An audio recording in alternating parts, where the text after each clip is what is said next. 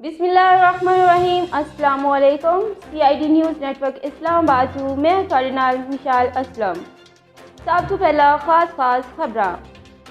वफाकी दारुल हुकूमत इस्लामाबाद विच plastic bag इस्तेमाल करन ते हुण शहरी भी जुर्माना देणगे। सुप्रीम कोर्ट ने करक विच मुश्तअल मुजाहिरीन दे हमले विच तबाह होने वाला मंदिर फौरन तमीर करन दा हुक्म दे दिता। इंश्योरेंस दे लई शौहर ने बीवी नूं कतल कर दिता। 24 घंटिਆਂ ਵਿੱਚ मजीद 1037 अफराद कोरोना ਦਾ शिकार हो गए। कराची ਵੱਡੀ तबाही ਤੋਂ बच गया। CTD ਦੀ कार्रवाई ਵਿੱਚ 5 दहशतगर्द गिरफ्तार ਤੇ 1 हलाक हो गया है। अफवाजे पाकिस्तान ਦਾ जज्बाए इसार। चीन ਦੀ हत्या ਕੀਤੀ गई वैक्सीन कौमी वैक्सीन प्रोग्राम ਵਿੱਚ देਣ ਦਾ फैसला। PDM ਦੇ इल्ज़ामात DGIR ਦੀ सख्ती तो तरदीद। ट्यूशन पढ़ाने आई कुड़ी समेत 2 खवातीन नूं कतल कर दिता गया। रावलपिंडी टेस्ट पाकिस्तान ने 18 साल बाद तारीख रकम कर दी। सऊदी तालिब इलम ने बहादरी की मिसाल कायम करके बरतानी शहरीन की जान बचा ली। कोरोना वायरस चीन तो फैलन के शवाहिद नहीं मिले। WHO। कराची विच मुबैना जाती दुश्मनी ते 2 भरावां नूं फायरिंग करके कतल कर दिता गया। ते हुण तफसीलात। वफाकी दारुल हुकूमत इस्लामाबाद विच प्लास्टिक बैग इस्तेमाल करन ते हुण शहरी भी जुर्माना आयद किया जाएगा। वफाकी दारुल हुकूमत इस्लामाबाद विच प्लास्टिक बैग इस्तेमाल करन ते हुण शहरियां नूं भी जुर्माना आयद किया जाएगा।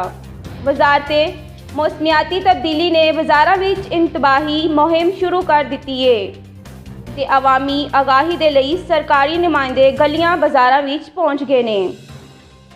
जॉइंट सैकटरी दे मुताबिक आम शहरी नूं प्लास्टिक बैग इस्तेमाल करन ते 5000, दुकानदार नूं इस्तेमाल करन ते 10,000 ते दोबारा इस्तेमाल करन ते 20,000 जुर्माना आयद किया जाएगा ते नाले माल जब्त कर लिया जाएगा।